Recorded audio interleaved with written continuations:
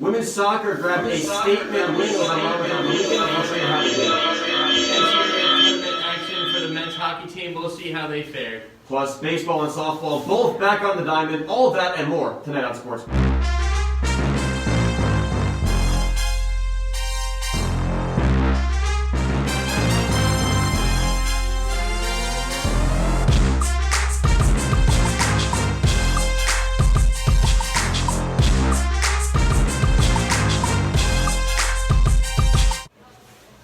Welcome to Studio 125. I'm Aiden Barrett along with Will Fowler. Welcome to Sports Paws. We'll take it. Was a busy weekend in Quinnipiac athletics. Some big games going on. Sure was, Aiden. So let's not waste any time. We will get right into it, starting with a trip to Loveland, Colorado for the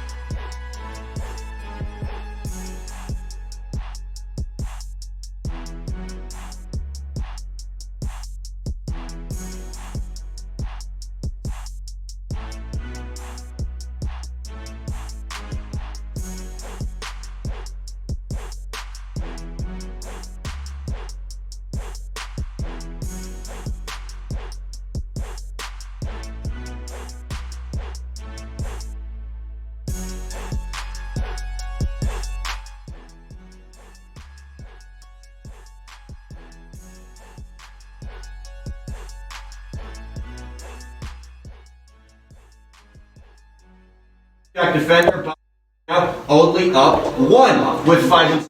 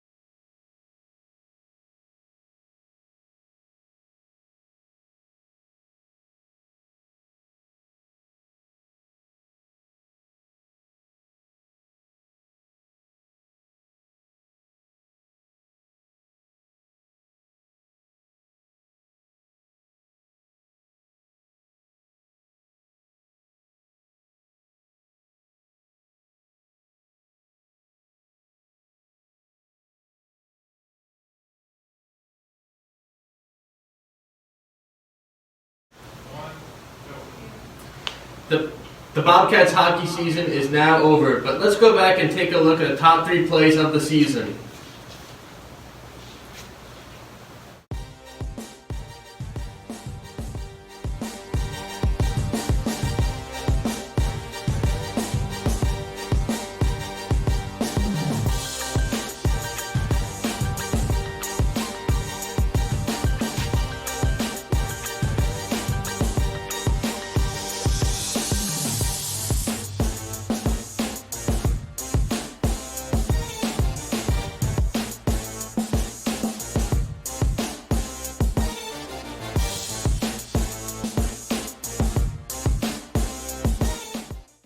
Setting a new school record for assist games, Colgate defenseman Peter Deliberatory scores the record-setting goal for the Tufto's feed.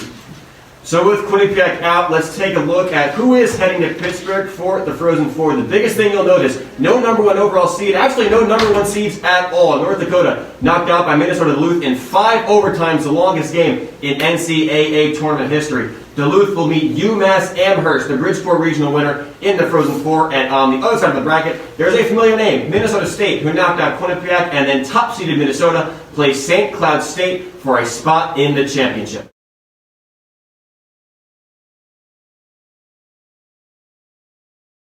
Are 2-0 for the first time since 2000. Could they make it 3-0 against the Siena Saints? Let's get to the highlights.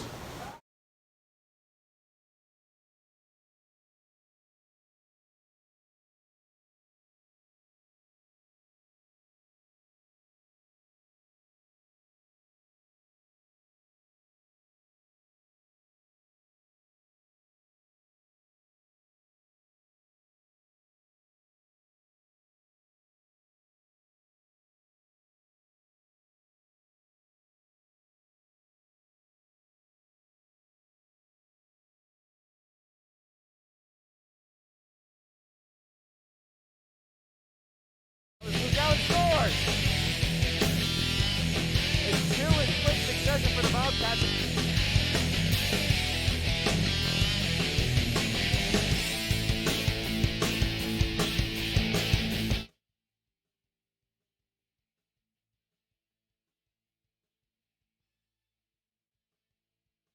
Get the pass from Ivan Ramos. He is going to take the ball through multiple Siena defenders and feed it to David Burgicito, who buries it for the Bobcats. Jared Mazzola's got a bit of a hot start in goal for men's soccer this season, and he was rewarded with MAC Defensive Player of the Week. The senior kept 2 clean sheets last week, once against Niagara and once against Fairfield, that went to double overtime, both of which resulted in 1-0 wins. This is Mazzola's second time earning Defensive Player of the Week honors in his career, the first of which came in 2019. For more on this season's men's soccer team, we welcome Q30 beat reporter Jonathan Banks.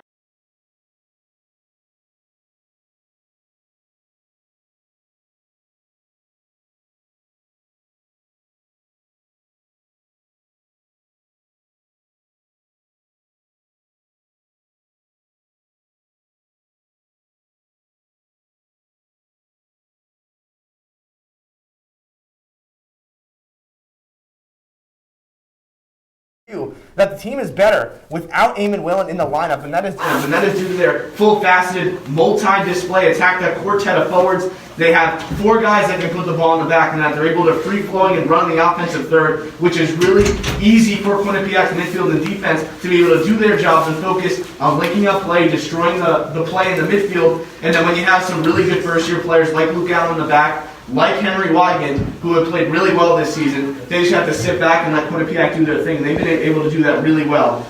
So Quinnipiac's hot start, definitely too, that front 4, that quartet of attackers. And I also just want to talk about, too, some new first years that have really stepped up. David Bersado, a sophomore, coming in as a transfer from Ohio Valley, 8 goals, and was the player of the year there. Eric DaCosta says he's a player with a lot of Spanish skill. He's also industrial and hard-working. He's someone that can also get you a goal really well, and that opens up the field for a lot of those other forwards, like Tomas Vekula. 6 goals and 4 assists last year as the MAC Rookie of the Year. He's been able to drop deeper and play really well. Another one, you just saw Luke Allen score on your screen, the first year from England, played in Crewe Alexandria's academy, played in the Everton Development Academy, and he's played every minute so far this season for the Quinnipiac Bobcats. And he told me that he just likes that he's appreciated by Eric DaCosta, and he's shown that he's a leader, he's tactically aware, he's really positionally sound, and he's a really good player for the Bobcats this season. So Luke Allen, David Bersado, and Alexander Shikshida, part of that quartet, had an assist today against St. Peter's. Just a really deceptive player, likes to take on players one-on-one, likes to get to the byline, and showed it off with an assist to Henry Weidman with 16 seconds left in the match today. Really good young talent on this team, but playing veteran-esque roles. A lot of them immediately in this starting 11. Let's take a look ahead, because they've got Ryder on Thursday. If that game does go forward, what's the biggest key for you? Key is going to be, can they stop Ryder's really good attack, led by Pablo DeCastro, who scored in the last time Ryder and Quinnipiac played, a 1-0 win in the MAC championship here in Hampton. DeCastro's there. Tanner Bay is one of the best midfielders in the MAC, but for Quinnipiac. Paulo Suarez, Simon Hillinger is fit, played today against St. Peter's.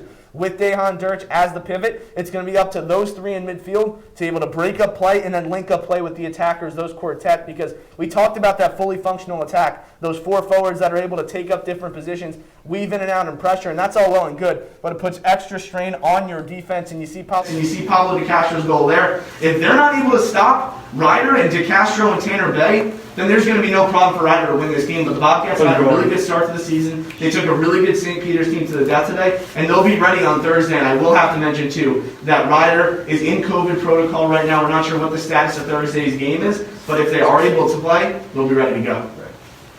Halfway through the season, 3 more games to go. Where do you see Quinnipiac finishing?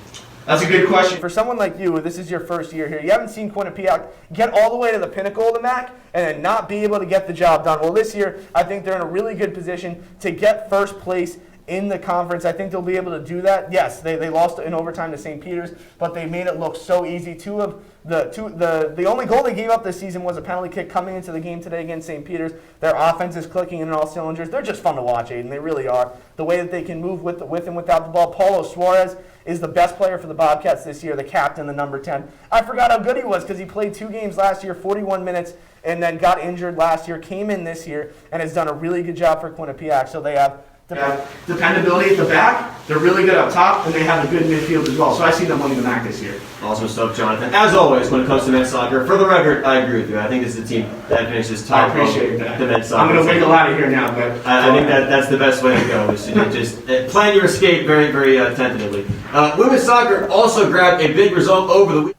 The Bobcats traveled to New Jersey to take on a Monmouth Hawk team that hadn't lost a MAC game in 26 tries.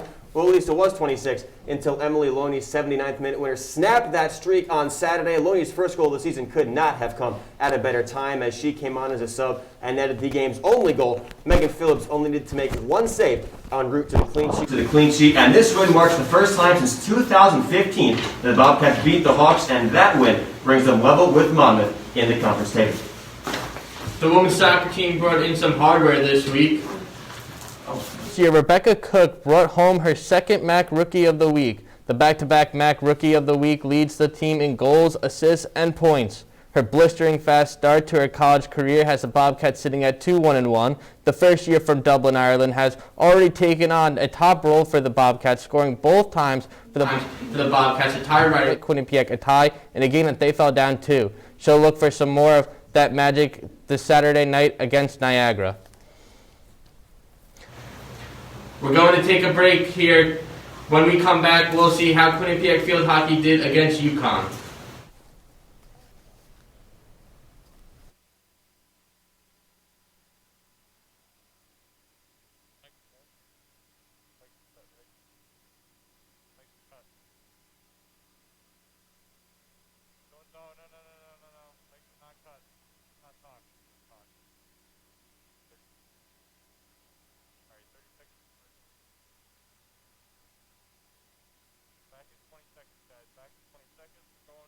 We're going to field hockey, so talk to field hockey. Yeah, don't talk, guys. So we're going back to field hockey. 7, 6, 5, 4, 3, 2,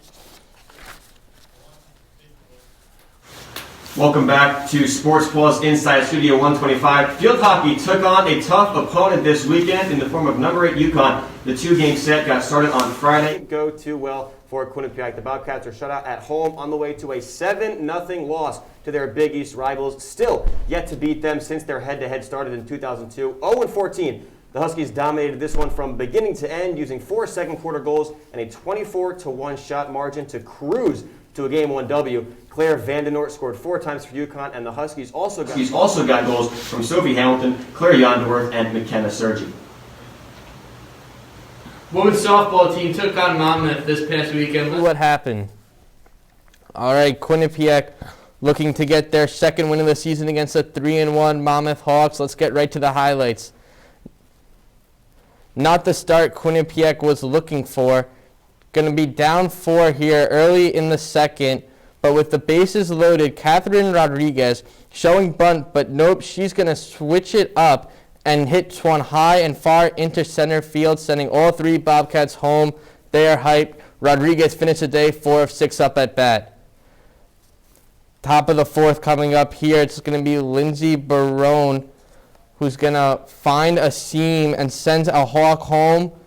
Ball's going to sail over Hannah Davis's head, and a second Hawk comes home. 5-run inning for Monmouth. Continuing with the mistakes here, Katie Harrington, inside the park, grand slam. Ball is going to get away from Catherine Rodriguez, and Monmouth is celebrating a dominating 16-3 win over Quinnipiac in Game 1 of the doubleheader. To Game 2 we go. Bobcats trailing by 1. Kayla Thomas hits a single, sends Kayla Jensen home. The Kayla's getting it done for QU. 1-1 score after the first. Quinnipiac now going to fall down 4-1 here. Julia Thor hits it into right field. Monmouth brings in 2 runs. Quinnipiac drops both games to Monmouth, falling 1-5 on the season. Monmouth heading in the exact opposite direction at 5-1. Softball team played 2 more against Monmouth. Did they fare any better? Let's find out. Monmouth and Quinnipiac doubleheader. The second of 2 doubleheaders will pick things up in Game 1, and we'll go straight into the top of the 4th inning after we take a look at some lineup introductions. Top of the 4th inning. This is the inning that mattered, folks, and spoiler alert, we're going to see a lot of highlights from this top of the 4th because Monmouth put up a 10 spot. It started with Julia Thor, a rope into center field, brings her out. Angie Jimenez sliding home to score the game's 3rd run, 3-0 Hawks. Later in the inning, Katie Harrington at the dish. Back up the middle again. Bridget Nasir misses the ball and opens the door for Kylie O'Rourke to come home. 4-0 Hawks. Later in the 4th, Erica Korith back up the middle. In comes Katie Harrington and Julia Thor right behind her. Later in the 4th, again, Lindsay Barron, deep shot into left field all the way to the warning track. Sends home Tommy Stowers and Erica Korith for another double. Later in the 4th, here comes the big one. Bases loaded. Angie Jimenez knocks it all the way to the fence. In come 3 Monmouth Hawks. Bases clearing triple. 11-0 Monmouth. Later in the 4th, same 2 people who started finish out the inning. Julia Thor and Angie Jimenez score. Final score of Game 1, 12-0 Monmouth. Let's go to Game 2. We'll pick things up in the bottom of the 1st. Bobcats start off well. Kat Rodriguez launches one into left center field. It's caught, but Kayla Jensen will tag and score, giving Quinnipiac their 1st run of the game. 1-0 Bobcats. Top of the 2nd now. This is where things turn south. The start wasn't for the Bobcats well enough as they allowed 5 second-inning runs to Monmouth as Abby Warmer, Brianna Hoskins, Angie Jimenez, Julia Thor, and Erica Korith come in to score. 5-0 Hawks. This is top of the 7th now. Bobcats get a little bit of second wind as we see Lindsay Barron at bat, shortstop Bridget Nasir, 6-4-3 double play. Bobcats get out of the 7th. The 7th. That was actually the bottom of the 7th. That game ended 7-4 Monmouth. Quinnipiac swept in the 2nd game of the doubleheader. The baseball team also hit the diamond for headers against Ryder over the weekend. Game 1 on Saturday was a pitcher's duel that saw the Bobcats on the wrong end, losing 2-1. Brandon Garcia pitched well despite the tough luck loss, and he went the distance and struck out 4 while allowing just 2 runs on 2 hits. Colton Bender went 2 for 3 with a double. Game 2 was more of the same as the Bobcats jumped out to a 5-0 lead early, 3 runs in the first and two in the second, but the Broncs put up an 8 spot in the 6th inning and did not look back. 8 runs on just 7 hits for the Broncs, but 9 walks issued by the Quinnipiac pitching staff, including 6 in the 6th inning alone, made the difference. 8-5, your final score on Game 2. Back-to-back losses against the Rider Broncs Friday. Quinnipiac have a better outcome on Saturday. Let's get to it. Quinnipiac lost again to Rider, but they won the second game. They lost 12-6 in the first game. Then it was an 8-5 win for Quinnipiac. They now sit at 2-6 on the season. Men's lacrosse also get back on the field for the first time in 3 weeks. It was against a familiar foe in the St. Bonaventure Bonnies. The Bonnies handled Quinnipiac in the first game this season to the tune of 13-6, but it was a completely different story on Saturday. Quinnipiac flipped the switch and got the dub against St. Bonaventure 5-4, with the game-winning goal coming from Jake Tomsick with 10 seconds left. Talk about clutch. The win moves the Bobcats to 1-1 on the season, and they buckle in for a quick conference season. Up next for the Bobcats, the Monmouth Hawks on Saturday. Women's lacrosse went head-to-head with Hawks this past weekend, and they had a tough game on Friday for the Bobcats, losing by their biggest margin of the season by 13. It was also the first time Quinnipiac didn't register double-digit goals in a game. Senior Caroline Bleck torched the Bobcats for 6 goals. Sophomore Lisa Bailey found the back of the net for the Bobcats, a career high 4 times. A loss on the scoreboard on Sunday, but a much better effort by the Bobcats, losing just 13-12. Senior goal leader Megan Sawolski and sophomore Sofia Ayachano both had hot hat tricks. Again, for the Bobcats, it was senior Caroline Beck again who was the enemy for the Bobcats, breaking the tie late in the second half with a game-winning goal, as the Bobcats hadn't already seen her enough this weekend. One more quick break. When we come back, we'll look at some women's volleyball and then run it back to the track. As always, we've got our top 5 plays. Stick with us.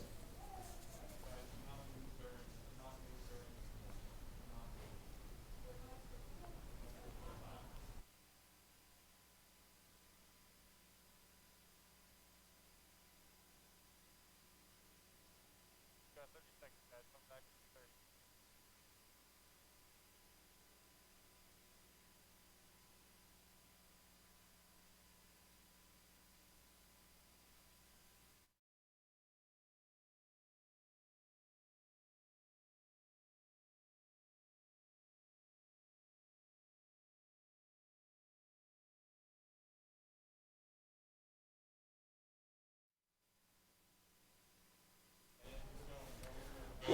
Welcome back to Sports Paws. Volleyball wrapped up the regular season on Sunday with a against undefeated Fairfield. Let's take a look how they did in Game 1. Last regular season home series, Fairfield undefeated coming into this series 8-0. Last time Quinnipiac played Fairfield was in the MAC Championship. Lost that game 3-1. First game of the doubleheader will start with set 1. This is Fairfield picking it up, but blocked by Morgan Sherwin and Lexi Morse. Quinnipiac starts off strong, 2-0 lead in the first set. Later in this first set, Fairfield on offense. It's Danny Balzano with the dig for the Bobcats. Nicole Migliozzi sets up Diaz in the back row. Quinnipiac gets the point, wins the set 25-15. A close second set, but Fairfield won it 25-22. We'll take you to set 3. The live stream is a little bit glitchy, but you'll see Diaz with the dig. Migliozzi sets up Diaz on the right side. Quinnipiac takes the point. Later in the third set, it's Maggie Baker's serve. Fairfield outside hitter. Can't get on top of the ball. Fairfield hits out of bounds, and Quinnipiac wins set 3 25-20. We will go to a 5th set because Fairfield won set 4. The 5th set only goes to 15. It's a win by 2.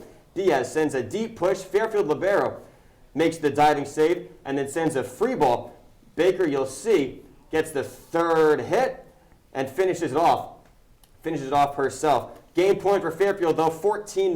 Quinnipiac serve. It's a beautiful setup from Manuela Nicolini, grad student from Italy, picked as the MAC preseason player of the year, leaving an impact there. Fairfield wins this one 3-2. After 3 earlier on Sunday, Quinnipiac would get another crack at the 9-0 Stags. Taking you right into the 5th set, Fairfield won the first 2, QU won the 3rd and 4th. Fairfield leading 2-1, serves it up. Balsano takes a hard receive, which sends her first-year Chloe Kahakinichi to set off from the setter spot. Diaz hits a solid cross shot. Rich to Tyson again. Tyson puts a stamp on it this time. Free ball from Quinnipiac. Fairfield capitalizes on the opportunity, and Lucci Albertson puts it away. Getting close to 15, and it's a quick 14th point. George Telesepi with the ace. Rich to Tyson. Balsano is there. Kachawanchi to Diaz, and it's off the hands of the Fairfield block.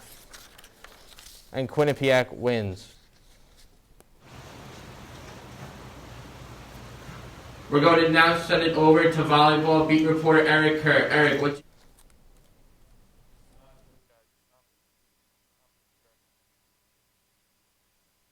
We're coming out top 5 after this. Top 5, 35. So that will get top 5 after 5.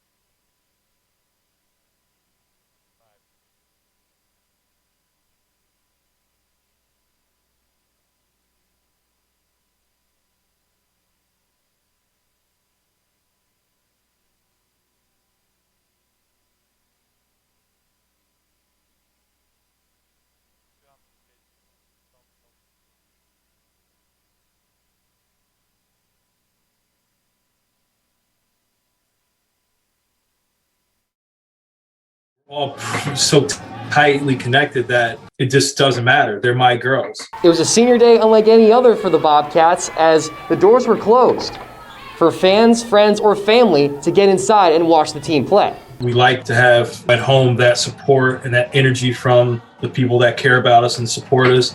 Energy is important, and it was tough in the beginning not to have that, but we've adapted. You know, we're all learning to adapt in this new world and not come out on the end of it with a lot of excuses. At some point, we all just looked at each other and said, let's have fun with it.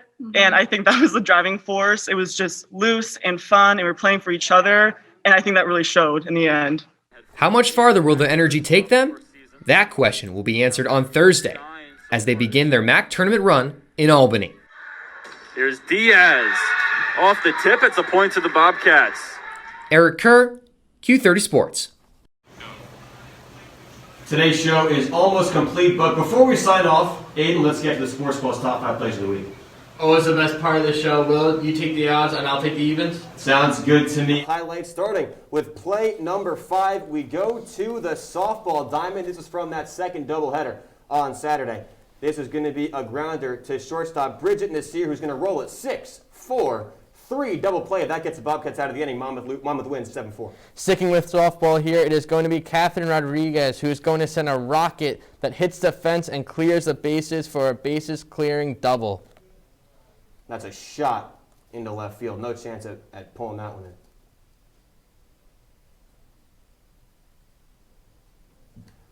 Play number 3. We're going to go to the volleyball court. This is Fairfield sending a wicked spike across the net, but Daniela Balsano, what a dig, saves it for the Bobcats. Great kill, great sequence for Quinnipiac. They win that game in 5 sets. Play 2, heading over to the soccer field. It is going to be Barg Ashin, who sends the ball into the box. The ball will be blocked initially, and then it is Luke Allen who will put the ball in the back of the net for the Bobcats. I've got more men's soccer for you, Aiden. For play number 1, who else? Tomasz Svikula. Svikula, some pretty interplay between him and Oriak Villa and last year's MAC Rookie of the Week. You'll see it. There's the touch, there's the layoff, and back for Svikula. This was in the 2nd minute of the game against Siena, the CR7 celebration. Who did it better? Saw that question on Twitter. It's worth the conversation. Quinnipiac wins that game 4-1. Find at what's in store for this week in Quinnipiac athletics. Volleyball heads to Albany for the MAC tournament following a big come-from-behind win against Fairfield in the regular season finale. And softball looks to bounce back with a midweek doubleheader against Manhattan. Men's soccer also looks to bounce back from a loss against Ryder. That's a rematch of the 2018 MAC championship. And field hockey heads to Rhode Island to take on Providence. Also later in the week, baseball takes on Niagara in a doubleheader. Preseason MAC favorites looking to kickstart their season. Women's lacrosse goes to Albany to meet Siena. Women's soccer also takes a trip to upstate New York to face off with Niagara following that big win against Monmouth. And men's lacrosse goes to New Jersey to play the Monmouth Hawks. That'll do it for this edition of Sports Plus. Thank you so much for tuning in. Make sure you check out all our content on Q30TV.com and following us on social media, Q30 Sports, and download the new Q30 app on your devices. For Will Fowler, I'm Aiden Barrett saying goodbye. Good night from Handon.